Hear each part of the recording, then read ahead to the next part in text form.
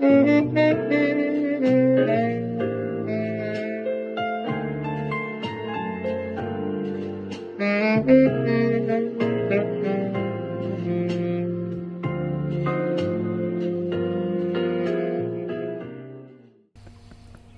morning, this is Scott Oliver with MauritiusWealth.mu for a wealth of information about retirement in Mauritius and doing business in Mauritius.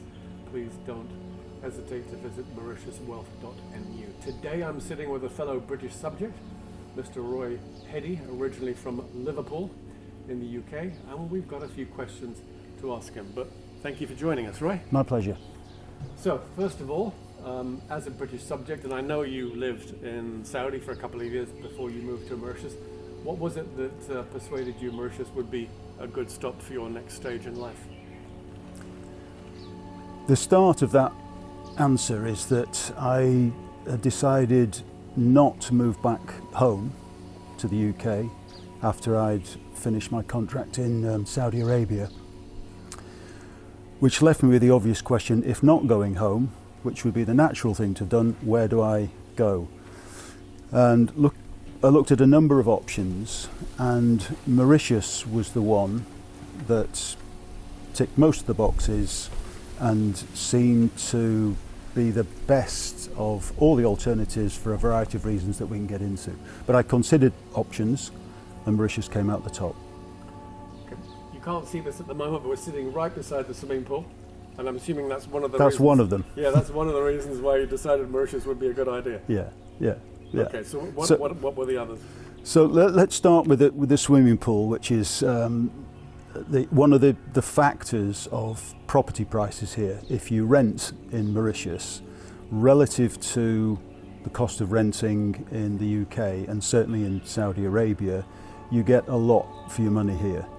We can talk further about the opportunities to buy here, which there are, but your pound doesn't go that far when you buy. But renting, if you rent from a Mauritius citizen, you can get a wonderful property for about half of what it would cost you in the UK. That would be my rough estimate. So I have a villa here in its own grounds with a nice swimming pool, lovely furniture, and it's a very, very good value property for the cost. And where exactly are we in Mauritius? So up in the northwest, if you imagine Mauritius as like a rectangle on its end, roughly speaking, we're in the top left-hand corner, which is the northwest, and a place called Grand Bay. So we're just north of the capital, Port Louis, which is about 20 kilometres south of here. And we're right at the opposite end of the island from the airport. The only downside about living here is you've got the furthest to travel to the airport than anyone else, but it's a small island, so it's not a difficult journey. The island itself is about 2,000 square kilometres, so it's not a big island. You can literally get everywhere within a couple of hours. Yeah. What's interesting, though, that I was reading that the territory of Mauritius is actually over 2 million square miles of ocean, which is phenomenal. And with regards to your decision to move here, did you think about moving to Spain? Because obviously Spain is a big destination for a lot of Brits. I didn't consider Spain. I looked at Italy was my assumption of where I would end up. I'd always felt very comfortable in Italy. My folks lived there for a few years, so although I'd left home, it was my home when I went home, if you like, in Italy. Do you speak Italian? A very little Italian, which I picked up as a result of living there. So I'd always thought Italy for me. Spain, I've travelled to Spain, I've enjoyed Spain, but it never felt quite as comfortable for me whereas Italy always did. I can't explain it, I just always felt comfortable and at ease in Italy. So that was where I was planning on going. But then post-Brexit, I investigated visas. That didn't look to be a straightforward option. I went and looked at some properties and travelled around right in the south of Italy, which I've always liked. And in my decision-making matrix, if it's slightly convoluted way of describing it. It had a number of benefits, one being that I thought I can probably pick up Italian relatively quickly. I think for an English-speaking person, Italian is probably the most accessible foreign language. And then I found Mauritius really by chance, because a friend had moved here with her family to give her young family a life experience before moving back to the UK. And she and her husband had done all the due diligence on a number of places where they might have gone, and they came up with Mauritius. And that was the trigger that set me thinking, well, I'll investigate. And sure enough, she and her husband had done all the hard work, but when I looked at all the factors that I would consider, I agreed with them. It looked to be a really good opportunity. And I do speak French and obviously speak English, and those are the two main languages here. So if language is a really important factor to anybody thinking about coming here, English and French, and nearly everybody speaks English and French, although French is the official language, it makes it a lot easier. So one of the reasons I thought would be a secondary benefit of living here is I can start to brush up and polish my French, which is something I'm doing. I'm certainly brushing mine up. I try to spend like an hour every morning when I go on my walk to listen to French lessons. And I'm a long way from being fluent, but one of the reasons I decided this would be a good place was I've been speaking Spanish for 25 years. Yeah. And although I love the Spanish language, I figured, well, to be blunt, it's probably the last 10 to 15 years of my life I wanted to speak my own bloody language for a change. So I'm really enjoying speaking English 99% of the time. Yeah. And English obviously is the language as far as the law is concerned here. It's a combination English-French legal system, but it's all in English, which helps. And so your friend that already moved here, did they end up moving back, or they're still here? They're still here, and there's another easy validation there is that they've extended their stay because they're enjoying it so much, and their children are enjoying it so much. Not to say they don't want to go back, but they've extended their stay here. So they came on a year's visa. Their children go to local school here, but they're having such a good time they've extended it until December. So it's a further validation that they got it right, and I benefited from their decision making on that. And your children are obviously grown, although they're still adolescents, right? Yeah. What would you say would be the advantages of a family with young children? What could they look forward to doing here that they couldn't do back in the UK? The water, the access to the water for water sport and water-based activity is a really obvious one, right? So there are fishing trips, island hopping trips. The water is blissful to swim in, because even now, in the middle of our winter, yes, in the middle of winter, in the middle of winter here, the water is probably warmer than the air. Yeah. I would say you go into the water and it's very, very pleasant. Whereas in summer, it's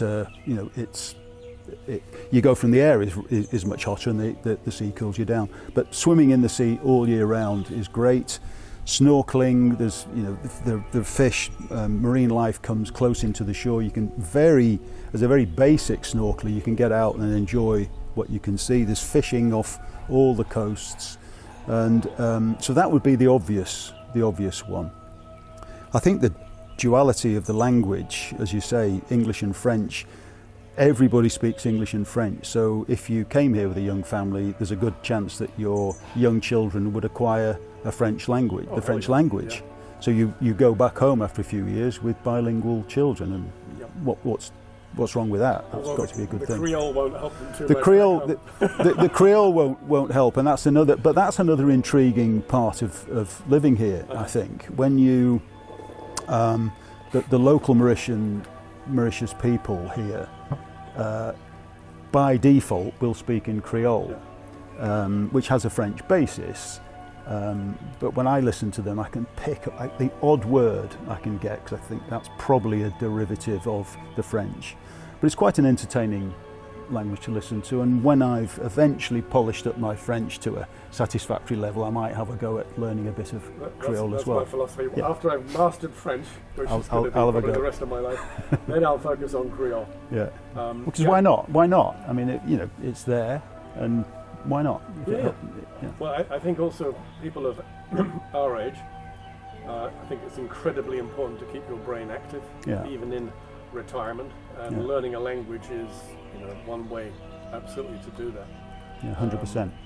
The other thing that strikes me with regards to children, obviously my children are very adult, is the security here. I mean, not for a second in all the time that I've been here have I had any concerns whatsoever about my personal safety or the safety of my transport or my cameras or my cell phone. I mean, we read stories every day about people stealing your cell phone. I mean, I've got a couple of cell phones. One is my camera, which is not a cheap device, but not for a second have I worried, being out in public, taking photos and video, that my security or my personal safety was at risk. Same here. And the friends I talked about had done all their due diligence on that topic specifically, given that they've got 3 young children and they wanted them to be safe. From what I can hear, understand, what I read, and from what people who have lived here all their lives tell me, the only time to be really concerned is if there's a big gathering, perhaps during a major religious festival. You just have to be mindful of petty pickpocketing. But I hear no evidence or any account. They're only stealing the money to give it away to God. Yeah, well, whatever the motive is, the consequence for the person, if you had your wallet stolen, it's the same consequence, right? I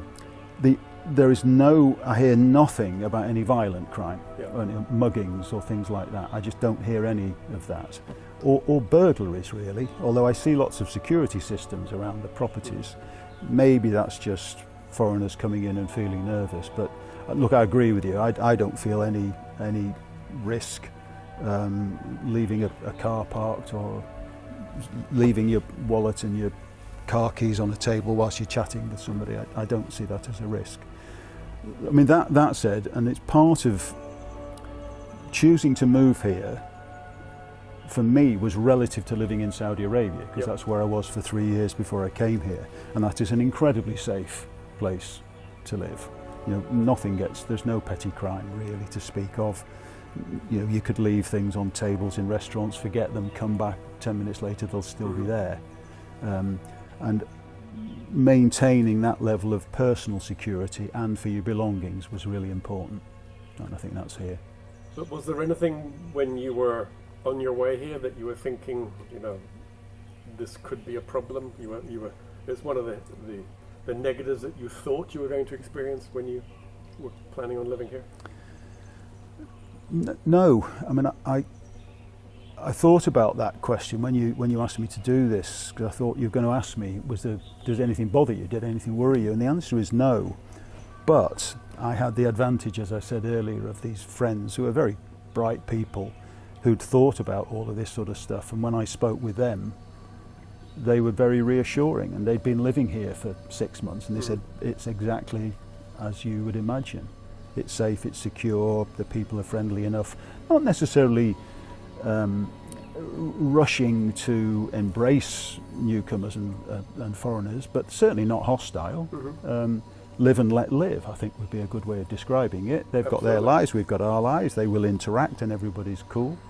So no, I didn't actually, but that was largely because I had the benefit of friends who I trusted, who'd done all that thinking, and then they could confirm that it was exactly as they thought. That live and let live thing is one of the things that I love about this country. Yeah.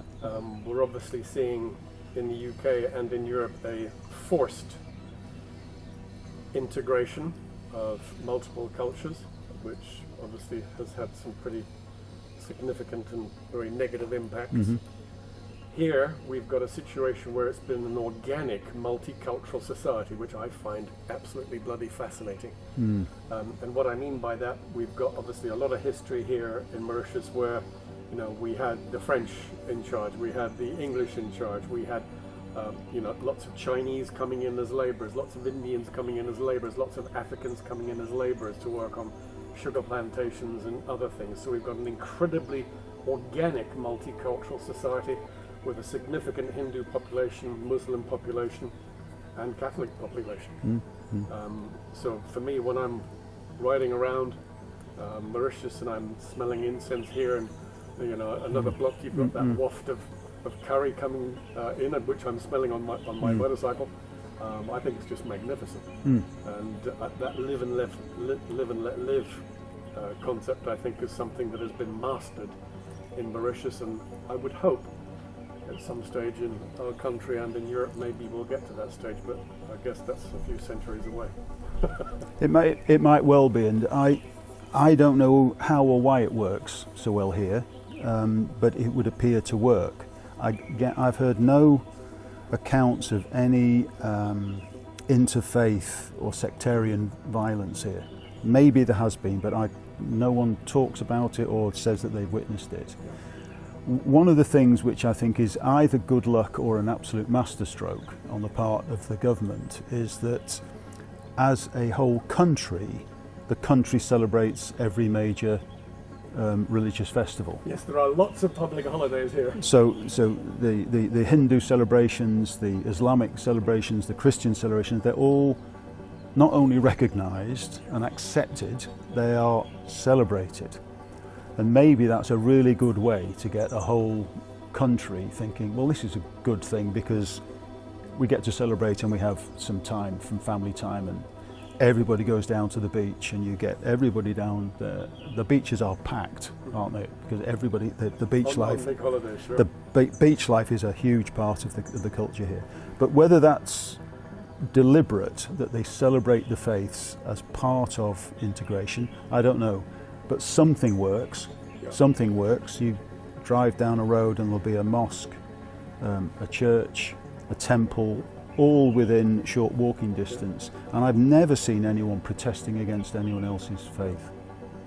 And they've made it work somehow. Yeah. And there's a model here. I don't know if it's a model that's replicable anywhere else. I just don't know. But it works here. I think it is replicable, but it's going to be a while. Yeah. A few weeks ago I published an article on Mauritius Wealth about a cemetery, because I live fairly close by, but I'm not on the beach. I'm like 2 kilometers from the beach, but I walk up to the beach and then I walk north on the beach practically every morning. And up by a place called Cap Malheureux is a cemetery, and in that cemetery you have a Hindu section, a Muslim section, and a Christian section inside the same cemetery. Which I think obviously is another indication of how multicultural this city, this country is. And across the street, of course, is a Hindu temple. But what was it, after actually being here now for a while, what is it that has pleased you or surprised you the most? I don't think I've been surprised particularly, because I think it is what I expected, and what I thought would happen, what I thought that my experiences would be, have pretty much all turned out to be the case. There's one really trivial point, if I might. I've never been able to garden in my entire life, but since coming here, I can put a seed in the ground or a pip or anything like that, and it grows. So I'm now convincing myself that I'm a really decent gardener. I've got green fingers. But joking aside, so you've got such a great climate for growing things, and the ground seems pretty fertile. If somebody's a keen gardener and they're thinking about coming in here, then what I would say is, from a really bad gardener, you're going to have a great time because you can get anything to grow here. So if you like growing blooms or food stuff, then this is a place to come. That's the only thing that surprised me. I can actually grow things. Well, yeah, I guess if you've got the perfect environment and good soil, and obviously sunlight for God knows how many hours, sunshine hours per year, then that's going to work well for you. And with regards to your life here with your lady, are there things in Mauritius that she's found surprisingly good, bad, negative, or? just to repeat the security point, that she doesn't feel under any threat when she goes out on her own, walking or riding a scooter in the towns, on the beach.